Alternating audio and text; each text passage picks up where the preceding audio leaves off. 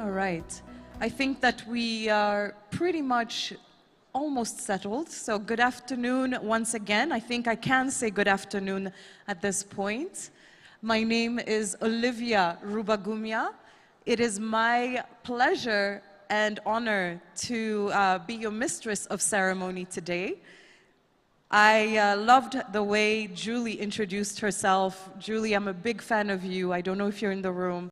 As an Afro-optimist, I would introduce myself as an African futurist. So just to add to that sentiment.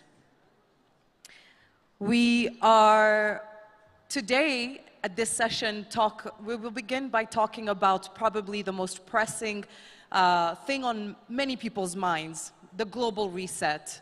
Post the COVID pandemic, some people may say it's still ongoing, but we are seeing brighter days ahead. But the question is, what happens next? What is this global reset? And how can we leverage the Commonwealth for global recovery? It is my absolute honor and pleasure to be able to MC this session with the esteemed panelists that we have. And in a little while, I will also introduce our moderator, Lanre Akinola. But before we do that, just to kind of reintroduce or remind ourselves about why we are all here.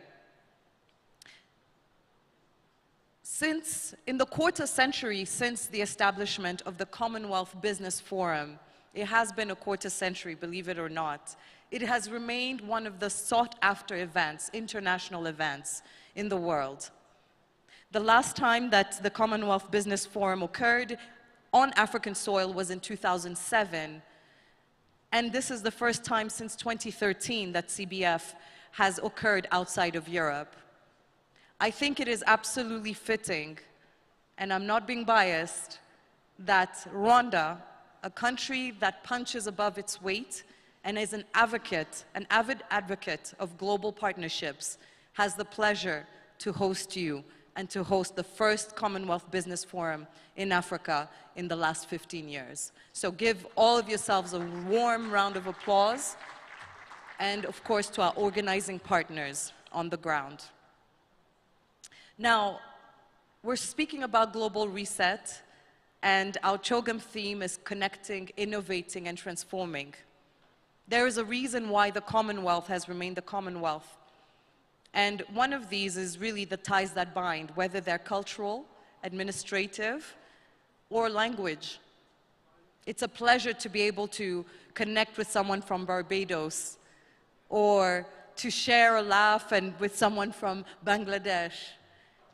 That is what remains our strength. It is not the institutions, it's the linkages, and it's the network.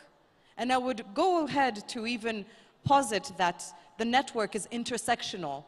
I've had the pleasure this morning alone to meet representatives from the IMF, as well as from the AU, an African Continental Free Trade Area. So the Commonwealth has become diverse. It is diverse and has become even more diverse. And we are here to share not just best practices, but to build resilience and deepen partnerships. And this is what I believe will create the global reset and establish the global reset we all seek to experience and to foresee. So, without further ado, it is my pleasure to introduce our moderator for the session, and this will be Mr. Lanre Akinola, who is the head of content for the Norwegian African Business Association. Lanre comes with a wealth of expertise. He has worked for the Financial Times, This is Africa publication, and African Business Magazine. I'm sure many of you know these titles as some of the heavyweights in Africa. Lanre focuses on African-focused media.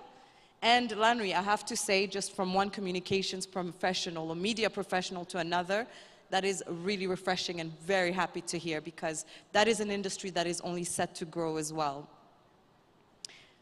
Lanre has also worked with Bloomberg Media Initiative Africa and is a 2014 Desmond Tutu Fellow. We are very pleased to also introduce some of our esteemed panelists, of which I will allow Lanry to go ahead and introduce. But before that, we'll kick off with a video to set the tone and scene before I invite Landry up and we can kick off the session. So, I think we're ready, the team, for the video. Go ahead and roll. Thank you.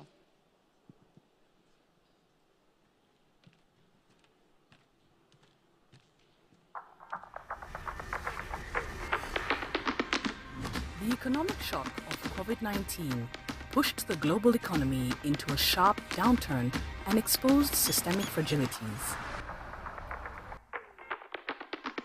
There was positive news in 2021 as the global economy grew by 5.5% after a sharp decline in 2020. But these figures primarily apply to advanced economies and middle-income countries. Those in developing countries still face challenges with downturns in employment, disruptions to healthcare services, and school closures still in effect. The ongoing conflict in Ukraine has also triggered significant damage to food and fuel prices, hitting those in low-income countries the hardest and significantly limiting global growth. The Commonwealth's great strength is through its network and not its institutions. How can governments and businesses work together to combat the ongoing challenges to achieving global economic recovery? How can the Commonwealth work together to enable a resilient future? How can we work together to promote effective multilateralism and a multilateral trading system? Let's discuss these challenges, compare recovery strategies and experience, and contribute to a unified approach to recovery, as well as acknowledging the diversity that unites us all. Welcome to our session, A Global Reset, Leveraging the Commonwealth for Global Recovery.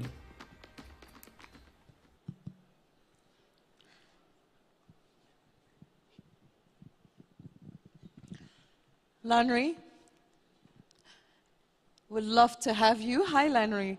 Thank you. Please give a warm round of applause to introduce Lanry to this podium.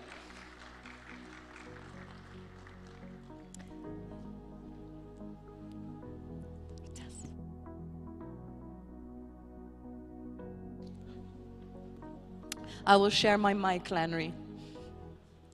All right. Ovia, thank you. Thank you so much for the kind introduction. It's a bit of a cliche, but that was so flattering. I found myself looking around the room, trying to figure out who you were talking about. Thank you so much for the invitation to host the session this afternoon. Thank you so much to the government of Rwanda for bringing everyone here.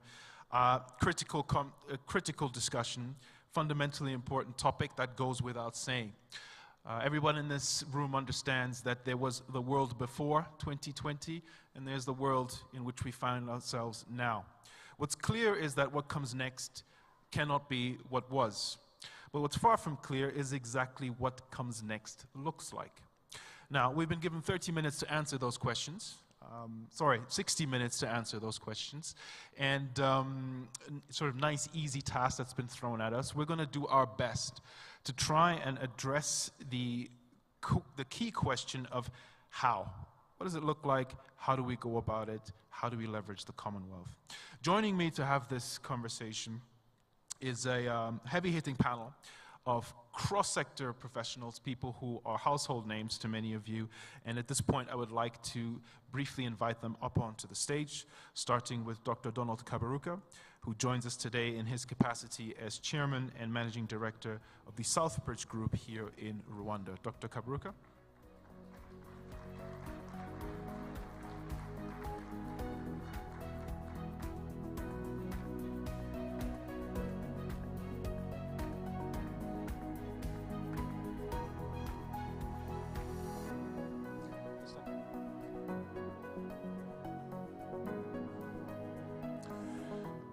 Also joining me is Dr. Vera Songwe, who is an Undersecretary General of the United Nations and the Executive Secretary of the United Nations Economic Commission for Africa.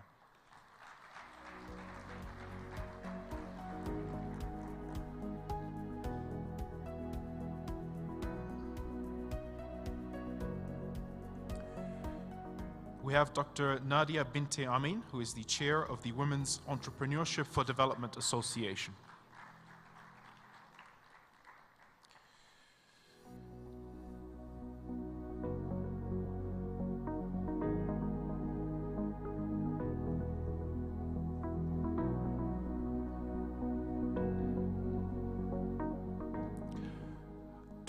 Dr. Agnes Kalibata, who is the president of AGRA, the Alliance for a Green Revolution in Africa.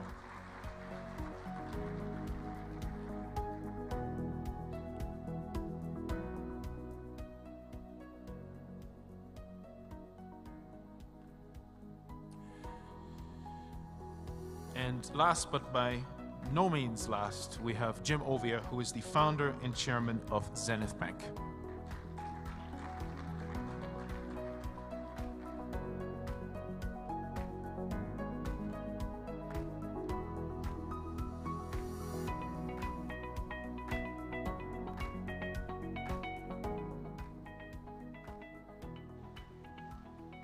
Ladies and gentlemen, thank you so much for joining us for this conversation here.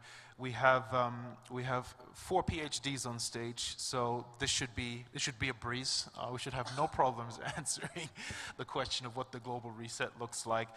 But jokes aside, over the next 60 minutes, what we want to try to do, we're obviously not going to fix the problem and come up with some sort of blueprint, but let's try to put a little bit of meat on the bones in terms of this conversation. What does a global reset look like, and crucially, how do we go about making it a reality? In that, it would be good to explore some of the areas that are real priorities. How do we respond to an increasingly uncertain global context and global outlook?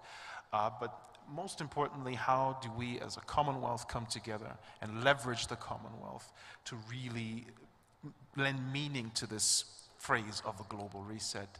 And what we'll do in a moment is we'll have an opening round of comments where each speaker will give us a bit of their perspective on the topic, some of the priorities and how we might go about making things happen. But just to set the scene a little bit, we all know about COVID, we all know about Russia, Ukraine, we know about the energy transition. It's one way or the other, right? A global reset is non-negotiable. One of the dynamics that's emerging that frankly concerns me a lot is this talk about a divergence between developed and developing economies. And that is perhaps where an organization like the Commonwealth can really come into its own. Because not only do we need globally a reset, but we need to make sure that we don't end up in a familiar position where, and Dr. James Mwangi, he made this point earlier, where we are not at the table. And that you have developing economies once again, sort of confined to the margins.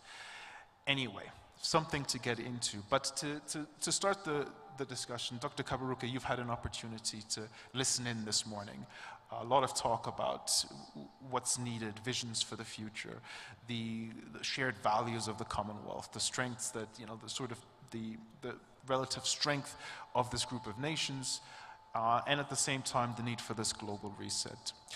When you sit there and you take all of this on board, what goes through your mind in terms of, okay, where are the priorities? Where do we start with this? How do you start to unpack this? I mean, it's almost too daunting a task. It's an exciting opportunity, but daunting as well. How do we break this down a little bit?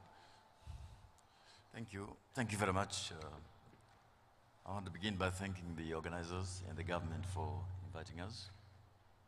And I want to thank the panelists who have joined me and all of you for being here. So let me begin by saying this. I don't think what we need is a global reset. I think we need a global reboot. Because the system is way underwhelming. A reboot is what we need. And I have 4 reasons to say that. I know we are competing with lunch. I'll be brief. Number one is that the crisis we're living through, we should begin to consider them as new normal. There'll be many more crises to come. Just look at the last 25 years alone. I've counted 5 major crises. The Ukraine, COVID, Ebola, global financial crisis, and 9/11. That is the last 25 years alone. And each of them has had huge impact on the global geoeconomics and geopolitics. If you go further, maybe another 20 years, you can go to the 2 oil crises, the dollar crisis in 72, and so on. So there'll be many more crises to come. So that is the first point. The second point why I think we need a reboot is that at each of those crises, the response globally has been underwhelming and very unequal. I don't have to go into the details, we don't have the time. But at each of those crises, the response by the global community has been very insufficient, including within the Commonwealth.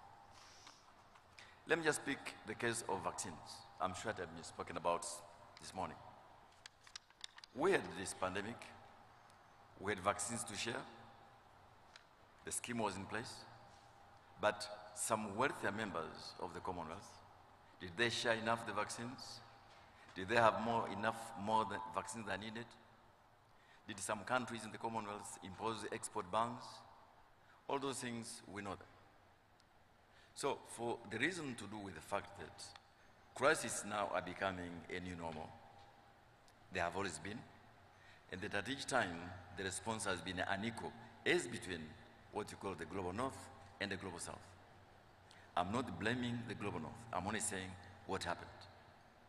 I could say this at every crisis I've just mentioned. But there is a third reason. The third reason is that actually we have the means to do a reboot. Those means exist. You know, if you have seen the press this morning, the EU is talking about a $9 billion package for Ukraine, $9 billion. It will be 10-year grace period, 25 years to be paid back, and the EU will pick the interest rates on those loans. I'm sure the EU will be doing much more in the future. But I'm saying to you that what the members of the Commonwealth is now they deal with issues of energy security, increased defense expenditures, this reconstruction of Ukraine and so on. Actually, when they look for means, they have them. Look at the trillions which have been put out during the global financial crisis. So the means exist. What is lacking is how to deploy those means in a manner consistent with the values of the Commonwealth. Now, the last reason I think that we need a reboot is that we ourselves, i.e. the lower income members of the Commonwealth, there is a lot we can do for ourselves, a lot. Nothing we can do, we should do. Let me just mention one and I'll stop there because Agnes is here. Agnes is the guru in agriculture. Everywhere you read in the last 2 months is about food security in Africa. It's about there'll be hunger and starvation. And I keep wondering why. Because 14 African countries actually produce wheat. Some of them like Zambia and Zimbabwe. The productivity of wheat was almost as high as that of Ukraine, even more than that of Russia. These African countries could produce, and yes, please will correct me, anywhere just south of 20 million metric tons per year. That is half of what we need. Just think if they could double the yield. If they could double the yield, we're at 54 million metric tons, exactly what to import from Russia and Ukraine. So rather than focusing on how do we get Russia and Ukraine to sort out the issues, to give us wheat, actually this is the opportunity for us to boost our own production of wheat and become part of the global value chains. Thank you. Thank you. Thank you very much. Thank you. So I do believe that for the reason to do with these 4 reasons I've just mentioned, crisis will always be there. I've counted 5 in the last 25 years, all right? Each time the global response has been unequal, even within the family of the Commonwealth. Third, the means exist. I'm sure my sister will be talking about the special drawing rights, and what the wealthier members of the Commonwealth could have done to recycle the special drawing rights. And finally, that we actually can do things ourselves instead of always being the receiving end. Sorry for being long, but I thank you. Please. On the contrary, Dr. Kaberuka, thank you for such a frank, honest intervention and some really critical things that stand out there. I agree with you. Crisis is the new normal, and that should be the basis for a reset, but also the unequal response to global crises. That's something that should not be lost as part of this discussion. I'm sure we'll pick up on some of these themes. Dr. Songwe, UNECA has been an outspoken champion in terms of addressing some of the issues that Dr. Kaberuka has just outlined around the need for an international financial order that is more in tune with the realities of the world that we see today, the need to tackle the inequalities in terms of the ability to effect change.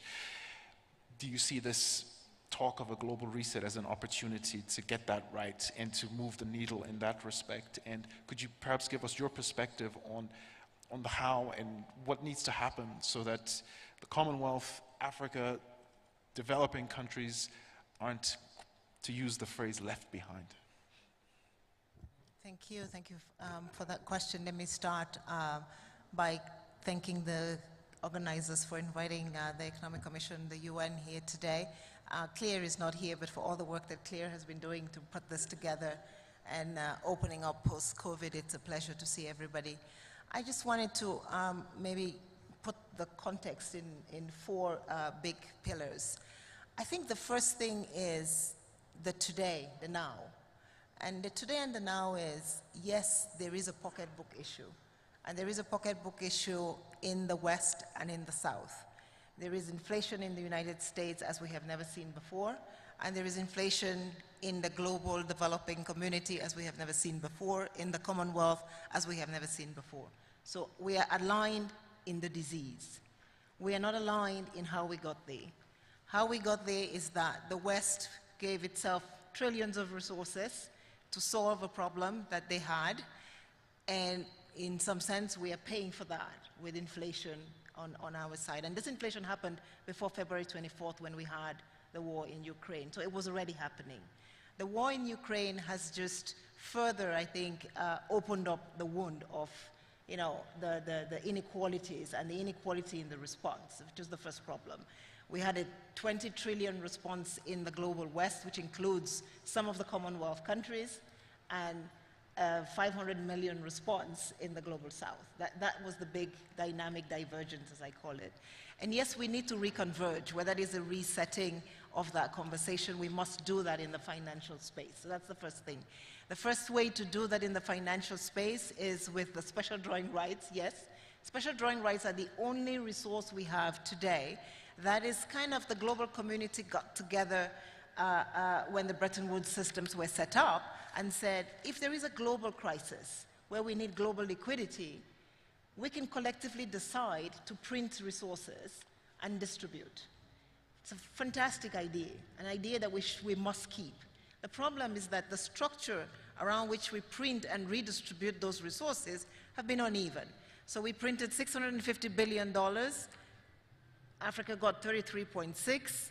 Some of the members of the Commonwealth alone got 32. So one country in the Commonwealth, 32 billion, all of Africa, 33.6 billion. Clearly, there is a conversation we have to have there on how we realign how we respond to crises. As Donald has said, we'll have crises, but we now need to figure out, can we realign? Even to get the special drawing rights, we had to wait for an administration to change and for people to agree.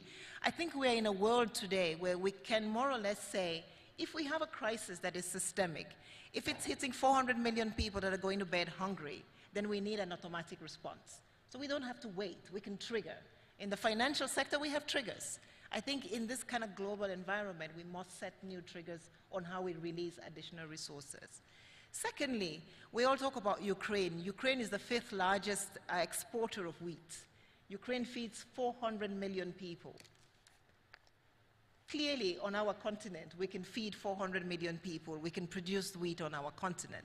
But as we know, we don't have the resources. We don't have the investment. We have not upgraded our agriculture infrastructure. And we must do that. The GDP of Ukraine is about $156 billion. The GDP of Egypt is $363 billion. It's double. Why is Egypt importing all of its grain from Ukraine? Or Egypt could sublet to Zimbabwe or Zambia. And that is the secret of the African Continental Free Trade Area Agreement. If Egypt were to invest in Zambia, Zimbabwe, Tanzania, Uganda, we will have grain production on the continent, or maize. And again, so again, that is the second reset. We need to begin to, as Janet Yellen talked about, onshoring. I am a believer in the fact that when we come out of this crisis, we will still trade. But we do need to come out of this crisis trading differently. And talking about trading differently, I think this morning we heard a lot about, and this is my third point, climate change and energy. Let us be clear. Africa cannot industrialize if Africa does not have energy. This is unequivocal, and this we must do. Now, the conversation on renewable energy, as useful and as interesting as it sounds, Africa cannot produce energy without sufficient base load. We need deep energy. We need gas on this continent to be able to, and actually, if we were able today to triple our use of gas, we will increase our use of renewable energy 38 times over. So the conversation that we seem to have a lot about Africa must just do renewables is a conversation that ends no way. We cannot do renewables if we do not have base load. Hence the conversation around gas as a just transition for Africa. There is no way that we can tomorrow just have renewable energy if we cannot power our basic grid. And I think this is a particularly important conversation, again today, because as we see, Europe imports somewhere in the order of $180 billion worth of energy from Russia.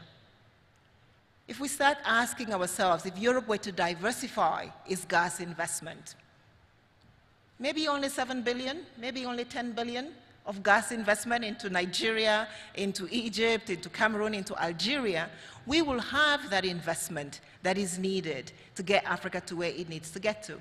Unfortunately, foreign direct investment into renewable energy on the continent is 1% of the 359 billion that comes to the continent today.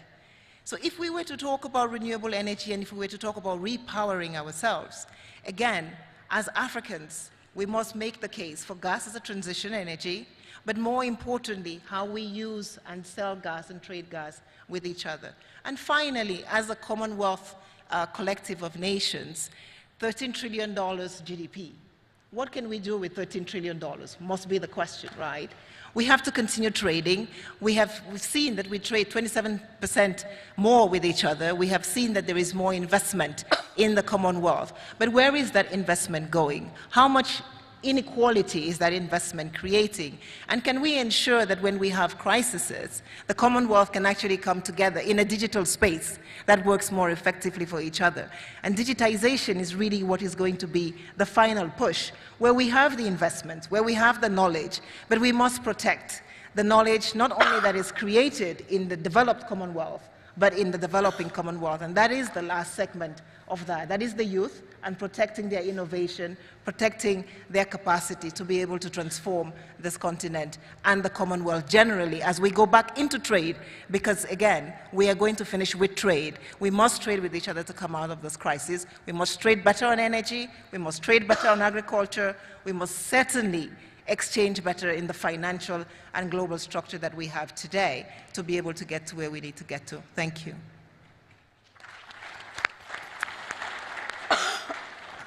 And thank you. Some fundamental points, and also picking up a little bit on what Dr. Kaberuka put out there, that we have to do something about the unequal response, but also we can do a lot more as is if we just use resources more effectively. And I'm really glad that you called out the energy transition debate, because that is critical and crucial in making sure that we don't just go down the road of pure renewables, because frankly, it's not going to work, frankly.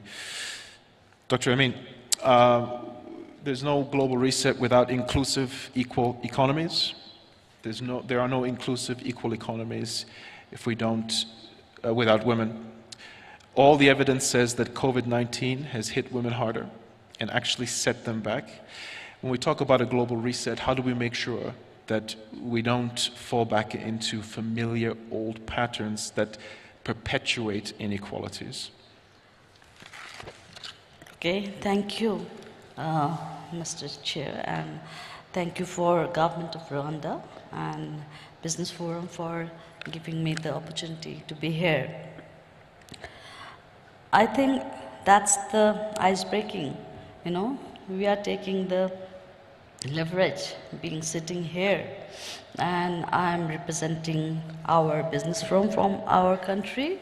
So that indicates, you know, you are inclusive, your focus on inclusivity from the perspective of Commonwealth platform. Thank you for that. Thank you for making me the representative of business forum from our country in respect of gender. Thank you so much. And as you know, I would go for some of the data from our country which will indicate actually what we are thinking in regards to business. Bangladesh is widely, you know, considered as a land of opportunity. During this compound midst of COVID and the Ukraine war, what we see that, you know, in year 16-17, 17-18, 18-19, our GDP growth was 6.6, 7, 8. But recently, it's 6.94 in 2021. What we have, GDP exceeded Taka 39 lakh crore. Per capita income has become USD 200,824, which shows that during this midst of crisis, we are trying to, maximize our export in the garment sector and trying to keep the our GDP in a stable condition.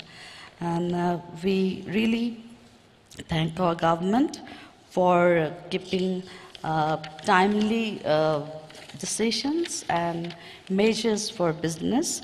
And, you know, as we know that Bangladesh economic transformation has been an outcome of prudent policy we have taken, and which was actually based on globalization, focusing mainly Commonwealth and using comparative advantage in labor-intensive, manufacturing, innovative, non-state actors, a prudent macroeconomic policy framework, and also Bangladesh largely immune from economic crisis, including the 1997 Asian financial crisis, the 2008 global financial crisis, though at a cost of limited integration with the global economy.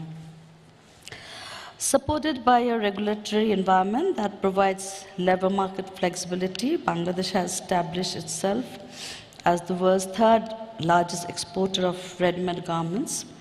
Other sectors are showing promising prospects of global consumer supply chains diversify away from China. Bangladesh pharmaceutical industry, for example, is thriving and could expand its global presence with appropriate policy support, including greater security and integrity of patents and intellectual property rights. The startup space is buzzing with activity, which includes women entrepreneurs, especially in e-commerce and fintech. Bangladesh has reset 2,000 digital commerce sites and 50,000 Facebook-based outlets, which deliver around 30,000 products every day. Bangladesh digital commerce market is estimated, near about 1.6 billion, ranking 46 globally. So, and is predicted to nearly double to 3 billion into 2023. So I don't know whether you have the idea that women in Bangladesh doing business, they are using this digital market, virtual market, this Facebook market to promote their product nationally and internationally. So they will reset this platform to develop their crisis or overcome the challenges. And also, distinguished participants here, I would like to share that as we move to the next level, more local and foreign investment is required. Definitely from Commonwealth countries, in greener technologies, in modern production methods aligned with 4IR, in manufacturing sector, investment in research and development is also required for sectoral development. Bangladesh is becoming a very attractive destination for FDI in South Asia due to 3 reasons. Number 1, substantial potential market size due to high density of population, rising purchasing power of the population due to emergence of the working middle class, and the bright future economic prospects due to high GDP growth rate. And Bangladesh is one of the promising economies with a large domestic market, availability of labor with competitive prices, low utility charges, 2 seaports, and a potential deep sea port facility, long-term tax holiday, 100% repatriation facility, and easy access to largest regional market like South Asian, different other countries. Bangladesh is one of the promising economies with, long-term tax holiday they are providing. Also, they are trying to establish comprehensive infrastructure to facilitate investment within this Commonwealth region. And so also we have got 100 special economic zone, high-tech park, nuclear power plant, metro rail, LNG. So, I know we are in the compound crisis in the midst of COVID and war, but still we are being optimistic that if we can reset our goal and if we can include our women in the process, as you know that 50% of the women in the world are contributing to global economy. So we really need to, if we need to go farther, we need to, or reset the objective, we need to include women in business for the betterment of Commonwealth countries as well as global perspective. Thank you so much. Thank you, Dr. Amin. Dr. Kalibata, you are at very much in the crosshairs of what's happening globally right now. We hear about a food crisis daily. Food security was an area of concern before COVID, before Russia, Ukraine. It has now become an emergency. At the same time, it has to be an opportunity to say, okay, how do we transform food systems? It's already been mentioned, what is it that's stopping African economies from producing the kind of food that we need to ensure food security on the continent? Do we have an opportunity to hit the reset button here or the reboot button and get the agriculture sector going? Thank you. Thank you for having me on the panel.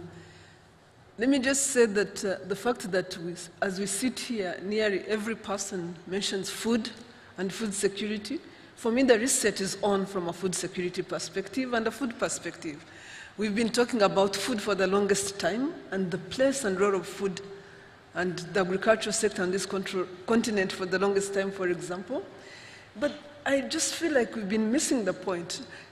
I mean, would I have made it to this meeting if it was just about food security? Maybe not. Why? Because we completely have not understood the place and role that the agricultural sector plays in the economies of our countries. Let me give you an example. 65% of our economies, of our populations, live in the agricultural sector. So how do we expect to get economies in anything going if these people have no spending power? If we have no capacity to get 65% of our population spending? So for me, that's the biggest reset. The fact that we are talking about it maybe will help us understand and realize that for every big economy that is out there, there was something called an agricultural revolution. That agricultural revolution actually did put the centrality of the agricultural sector at the center of these people's economies, and that's how they moved forward. So Donald was talking about wheat and why we don't produce wheat in Africa. Our farmers are not participating in our economies.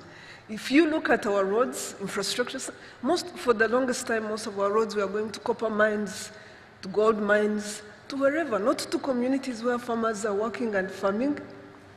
So I think for me, the global reset has to be that we see the place and role of the agricultural sector on this continent and the fact that we can actually use it to move economies forward. The Food System Summit was called in, and put in place because the Secretary General saw an opportunity to actually raise the consciousness of all of us, especially following climate change, to really bring in and provide an opportunity for inclusivity, again recognizing that millions of people sit in the food sector and they are not benefiting from this sector. Instead, marginalization is increasing over time. So what do we need to be doing to ensure that this sector becomes the sector it is supposed to be? We need to ensure that investments are happening. That has been already called out, but the African market is huge. Why is it served from outside? No, I'm not anti-markets, believe me, but I am for farmers at the same time. We need to make sure that African farmers can participate in markets. The truth is, most of the agricultural sector out there is supported by huge subsidies that if they were not there, every farm out there would be struggling as much as African farmers are struggling. And if we don't rethink that and reset that button to ensure that those markets, those subsidies that are distorting how markets work in the agricultural sector go away, it definitely won't be a fair deal for farmers. But we are also we are working and talking in a time of climate change. If we don't address the question of strengthening the resilience of farmers, the resilience of the agricultural sector itself, the resilience of farming landscapes, it's going to be very difficult to make this sector productive and to ensure that it becomes part of the economies that we are trying to move forward. Yet the ability to create jobs, the biggest jobs probably lie in this sector, especially, as Vera was saying, if we use the opportunity that comes with digitization, the ability to push information out there is so much faster. The ability to create markets using digitization is so much faster. The ability to connect communities respective of where they are in the world is so much faster. So for me, the reset is sitting in our midst. The thing is, we work with smallholder farmers. They can't invest on their own. They need public sector to work. They need governments to work. They need us to invest so that they can be functional. So if we can use this opportunity to ensure that the $33 billion we said we would invest every year to ensure that the zero hunger question is addressed once and for all while creating opportunities for the sector, that investments can happen in Africa. You don't need to take coffee from Africa to take it to Europe to bring it back to Africa, can happen. That value chains can be shorter, a little bit shorter, and value African farmers, benefit farmers as well. That opportunity would be a win-win because, coming to invest in Africa is still an investment, right? An opportunity to come here and work with farmers here and invest in developing the agricultural sector here is still an investment. It's an opportunity that has been missed. So for me, if we can start looking at what the food system opportunity offers, all the way from working with smallholder farmers. I work with smallholder farmers in Agra. We know that every farmer that has access to good seed, fertilizers, will have improved yields. But what will they do with it if markets don't work? So the thing we can do together with the Commonwealth countries, all of us, is to rethink markets and ensure that these markets are positioned to allow some of these people that are working in the sector to actually take advantage of. So there are a number of things we could do, but never let a crisis go to waste. This is the crisis that doesn't go to waste for the agricultural sector. Thank you. It's a good note to end on. Jim Ovia, it makes no sense to talk about a global reset without business. You come from the private sector. One way or the other, private sector is going to have to be a key component of what comes next. Listening to your fellow panelists, where do you see the opportunity to leverage the Commonwealth and leverage the private sector to help to drive this global reset? Good afternoon, ladies and gentlemen. And let me start by saying special thanks to the Rwandan government, beautiful Rwanda, for hosting all of us. And very special thanks also, thank you, very well deserved. And also very special thanks to Commonwealth Global Economic Forum.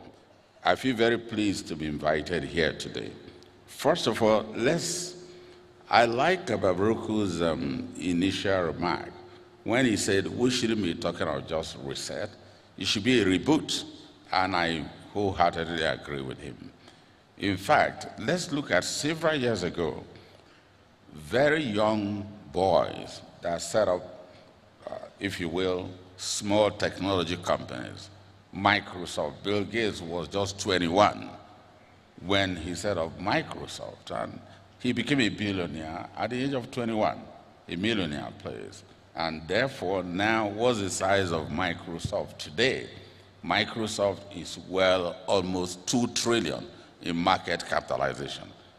Bill Gates is still young, in his 60s, and Amazon is about 2 trillion. And these are companies that started very young as startup companies. Facebook, we all know about Mark Zuckerberg. Facebook is about 500 billion US dollars. That's larger than the GDP of many rich African countries. Of course, I know it's larger than about the same size as GDP of Nigeria, where I'm from. And many African countries, their GDP cannot even equate the size of one company in the US. And that is Mark Zuckerberg's company and all that. Now, what do we compare with in terms of comparison? In terms of, look at the fintech companies that the young boys and girls are setting up in Africa today. Let's pick 3, 4 fintech companies. Flutterwave, many of us probably are aware of Flutterwave. It's $3 billion US dollars. These are the youths. These are boys and girls who are just in their early 30s. Move from there to Paystack. Paystack, I know personally the founder of Paystack. He's about 35 years old. These are youths, and these are the ones we are using to compare with the likes of Google, with the likes of Facebook, Amazon, and so on and so on, Alphabet. These are the companies that are ruling the world today. Do we have any comparison? Yes, we do. The companies I just mentioned today, I'm sure some of them are already leveraging their strength, even in Rwanda today. How do we continue to support and encourage this? That's where we come in. Zenith Bank, for example, we are funding, financing, and encouraging these very young stars to grow and to leverage into the future. Now, if we continue to talk about reset, reboot, we are already doing that in many different ways. We may also be talking about what we do about agriculture, about food.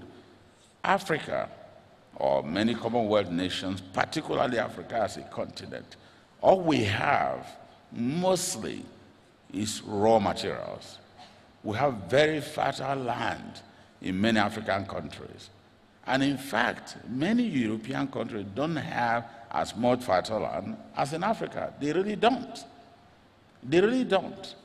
They import cocoa from Ghana, from Nigeria, from Côte d'Ivoire, from Ivory Coast, from Gabon, to make chocolate, to export back to us 10 times the price.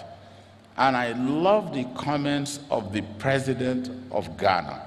He said he will start making chocolate in Ghana. He's not going to start continuing like the past, exporting cocoa to Switzerland and so on. And he's doing that. I know at least 1 or 2 chocolate manufacturing companies today in Ghana. That is a reboot. That is a reboot, if you like, you may call it a reset. That is the only way we can leverage into the future. And talking about our fintech, our young IT guys, our technology guys, the kind of technology they are using now to deploy for the future, leapfrogging, is the area that we need to look at. It's the kind of funding, financing we need to encourage. I love the statement of Akin, the president of African Development Bank, financing the youths. And he was very proud to indicate that before end of this year, or was it before end of this month, the youth funding, financing, structure and apparatus had already been set up in African Development Bank. And they had done quite a number of the activities here in Rwanda and many other African countries. That is a global reset reboot, if you will, that we need to start looking at. Thank you, ladies and gentlemen. Thank you very much, Jim Ovia. Now, time does what it does, and it refuses to stop, which means that I've been told we have 2 minutes left. It goes without saying that we have barely scratched the surface here, but there, just to sum up, I think some very important themes have come through in this conversation. One is that crisis is the new normal. And I think that is an absolute critical takeaway here, that whatever you think a global reset looks like, it has to understand that uncertainty and volatility is here to stay, and you need to be prepared for that. We have we're on unequal footing. Some countries are going into these crises on a different footing than others, and more importantly, coming out of them. So we need to pay attention to that, and we need to do something about the inequalities that are bred into the global structure and global system. But very importantly, that doesn't mean sitting around and waiting for something to be done elsewhere. Africa and the Commonwealth can't just sit around and hope the world will do the right thing.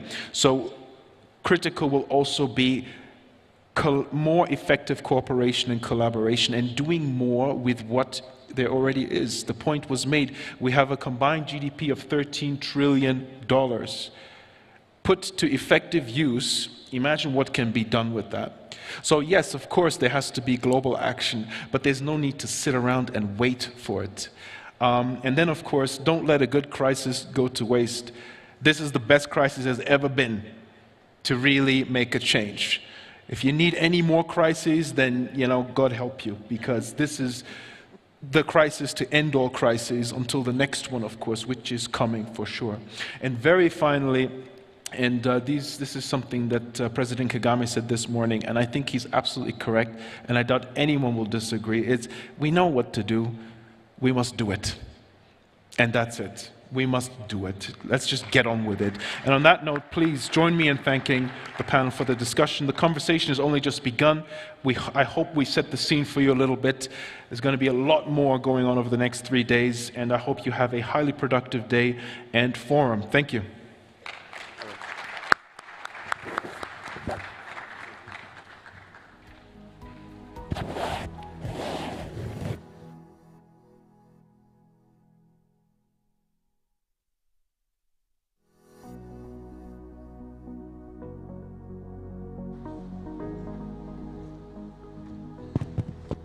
Thank you very, very much. Can we please have another round of applause for our esteemed panelists?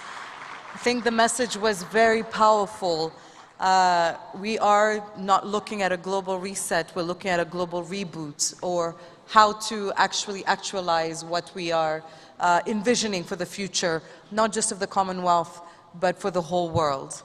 So thank you again to our panelists, and thank you again Lanre, for your wonderful moderation. We are bringing this session to a close. I know many people must be a bit hungry. We do have lunch also served here on site. The next session will be at 2:30. But beyond that, as part of facilitation of your CHOGM experience, there will be tap-and-go cards outside the exhibition room so that you may take tour buses, visit Kigali, visit Rwanda.